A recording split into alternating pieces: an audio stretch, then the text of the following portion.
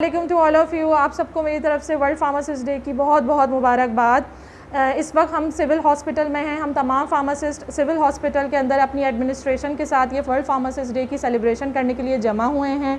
पहली बार पूरे सिंध में तमाम फार्मासिस्ट पब्लिक सेक्टर हॉस्पिटल में 2016 में अपॉइंट हुए। इससे पहले एक या दो हॉस्पिटल्स में फार्मासिस्ट पाए जाते थे। इतनी ज़्यादा तादाद में जो फार्मासिस्ट अपॉइंट हुए हैं उसको अब तक 5 साल हो चुके हैं।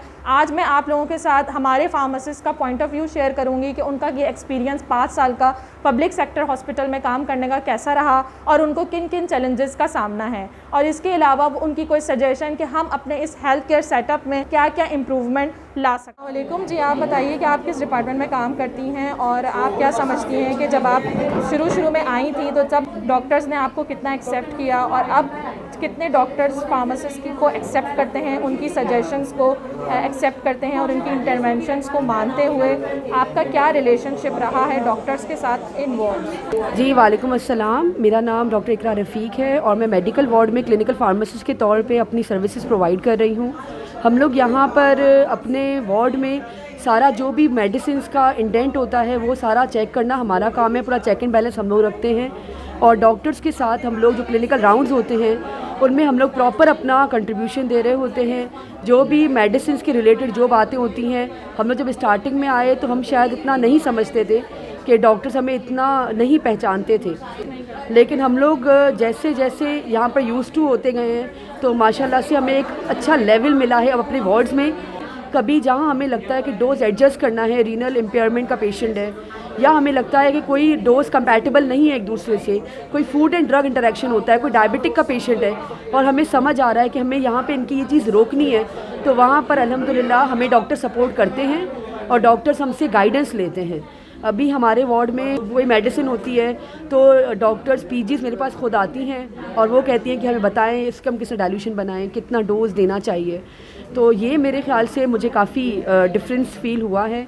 और जिस तरह हर वार्ड में एक फार्मासिस्ट मुंतखब किया गया है, हम लोग एक एक वार्ड में एक एक फार्मासिस्ट हैं, तो वो अपनी अपनी सर्विस हिसाब से देते हैं।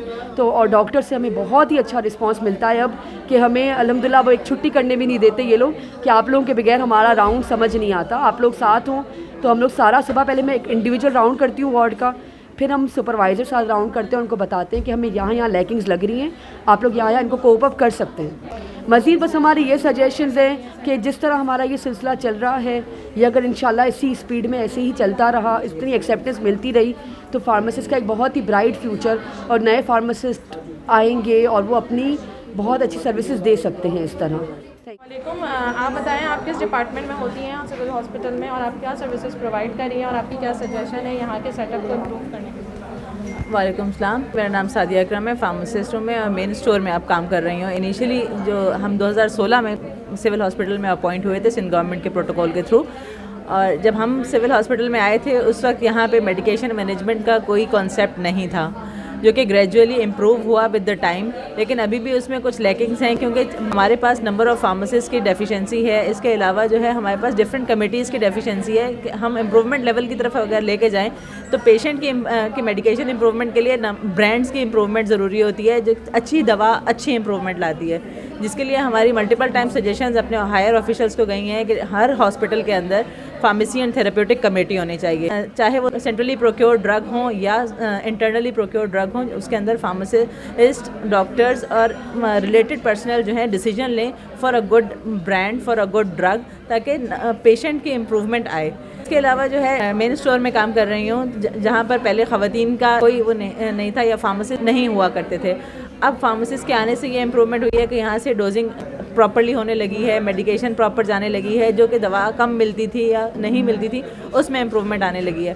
फर्दर ये है कि drug and poison control centre होना चाहिए ताकि हम पेशेंट के इन्फॉर्मेशन दे सकें, डेस्क होने चाहिए फार्मासिस्ट के ताकि वो ड्रग की काउंसलिंग कर सके पेशेंट। जी, आप बताइएगा कि आप किस डिपार्टमेंट में होती हैं और क्या सर्विसेज प्रोवाइड कर रही हैं? अस्सलाम वालेकुम, I am doctor Faiza. I am working as a incharge pharmacist in doctor Ruth camp of civil hospital Karachi in OPD pharmacy. अच्छा, ओपीडी फार्मेसी जो है एक सेंट्रल एरिया है, एक हार्ट, समझे आप doctor Ruth K M Pfau civil hospital का एक हार्ट है जहाँ पे हम काम कर रहे हैं।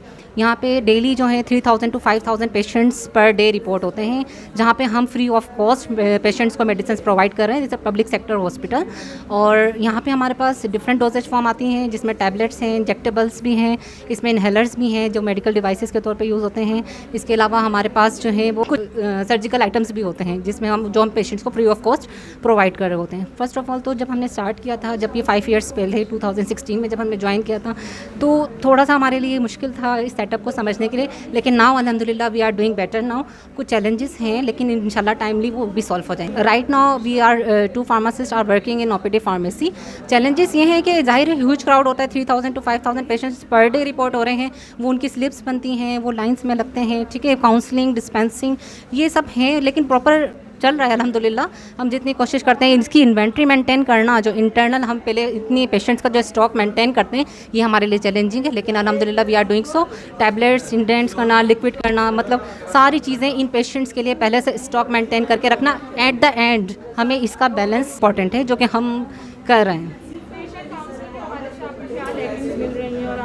पेशेंट काउंसलिंग ऐसा नहीं है, वीकली बेसिस पे हम डिस्पेंसर्स को ट्रेन करते हैं, जो हमारे पास डिस्पेंसिंग विंडोज़ पे खड़े होते हैं। If they have any issue they come inside the pharmacy, they ask. और इसके अलावा हम कोशिश करते हैं कि विंडोज़ पे भी जो पेशेंट्स आ रहे हैं, टाइम निकाल के इन्वेंट्री मेंटेन करते हुए, हर काम करते हुए कोशिश करते हैं और पेशेंट्स की मैक्सिमम उनको जो है हम फैसिलिटेट कर सकें। Thank you so much. अस्सलाम वालेकुम जी, आप बताइएगा कि आप यहाँ पे किस डिपार्टमेंट में काम करती हैं और आपकी क्या डेजिग्नेशन है और आप यहाँ पे क्या क्या सर्विसेज प्रोवाइड कर रही हैं और किन चैलेंजेस का आपको सामना है? अस्सलाम वालेकुम, मेरा नाम हना फराज है and I am a pharmacist in cardiology department of doctor Ruth K M Pfau civil hospital Karachi. Being a commission officer appointment हुआ था 2016 में and it's very challenging to show our presence in a public sector hospital because we have already made our existence in the private sector hospital and हम सभी वहाँ से काम करके आए हुए हैं और एक अच्छे बड़े सेटअप से काम करके आए हैं। चैलेंज क्या होता है? Challenge is like to introduce yourself and to show your presence in that place जहाँ पे उसकी कोई एग्जिस्टेंस ना हो। तो ये हमारे लिए बहुत ही चैलेंजिंग था बिकॉज पब्लिक सेक्टर हॉस्पिटल में कमीशन जो हुआ था वो फर्स्ट टाइम कंडक्ट हुआ था एंड बीइंग अ फार्मासिस्ट हम सब के लिए एक चैलेंज था यहाँ पे आके अपना एक प्रेजेंस शो करना। बीइंग अ कार्डियोलॉजी फार्मासिस्ट हमारी जो इंटरवेंशन बहुत बड़ा प्ले रोल करती है। इस तरह के हम राउंड्स में डॉक्टर्स के साथ होते हैं, वहाँ पे जो चीज़ें हमें इंटरवीन करनी होती है during that round, we suggest to the doctors कि आप ये चीज़ें इंटरवीन कर सकते हैं। Because we are working in a public sector hospital, तो उसमें हमारे पास रिसोर्सेज बहुत कम है। अब रिसोर्सेज जब आपके पास कम होती हैं तो ऑब्वियसली हमारे पास लिमिटेड रिसोर्सेज के साथ वर्क करना थोड़ा सा मुश्किल होता है। हमारे जो जनरल प्रैक्टिस है, जो थ्योरेटिकल हमने पढ़ा है, उसको इम्प्लीमेंट करना प्रैक्टिकली थोड़ा सा मुश्किल होता है जब आपके पास रिसोर्सेज कम हो। तो उसी रिसोर्सेज में रह के हम कोशिश करते हैं कि अच्छी से अच्छी सर्विस पेशेंट को प्रोवाइड करें। पुअर पेशेंट्स आते हैं यहाँ पे, नॉन अफोर्डिंग पेशेंट्स आते हैं, उनको हम मैक्सिमम सर्विसेज प्रोवाइड कर सकें, ये हमारे एंड पे कोशिश होती है। होपिंग फॉर द बेस्ट कि हम सब मिलकर एक अच्छा अपना आउटपुट दे सकें और आगे इस तरह से काम कर सकें। Myself Dr. Ghazal Naqvi. I am a hospital pharmacist in Dr. Ruth K. M. Fav Civil Hospital, Karachi.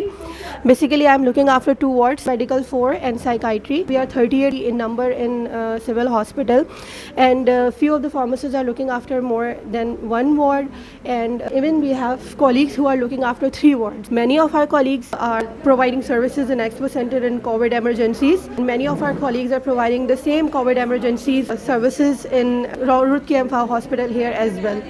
First of all, we need more pharmacists over here. We are looking for the induction of more pharmacists in the hospital in our domain. Secondly, in the hospital pharmacists, I would like to say that we are very happy after so many years. Induction of pharmacists in a healthcare or a tertiary hospital like civil hospital is very good. The services which are providing in a ward and bed-wise basis, then they are very good. Patient counseling is there. The LP process has been improved so much. These are a few of the services which we are providing.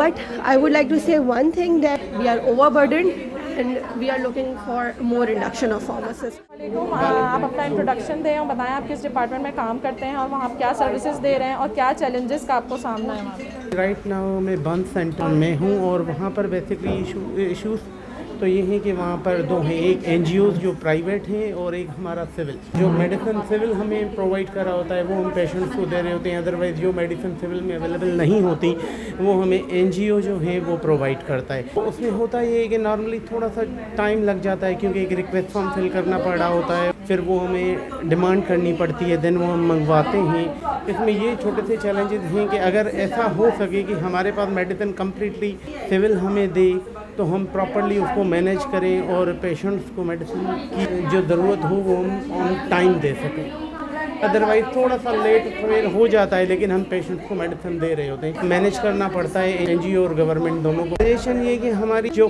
Pharmacy services हैं या कोई ऐसा dilution centre बनाना चाहिए जिस पर हम on satellite pharmacy के तौर पर हम अपनी सारी डिमांड्स भेज दें अर्ली मॉर्निंग, वो सारी मेडिसिन जो हैं वो पेशेंट वाइज हमें मिल जाएं।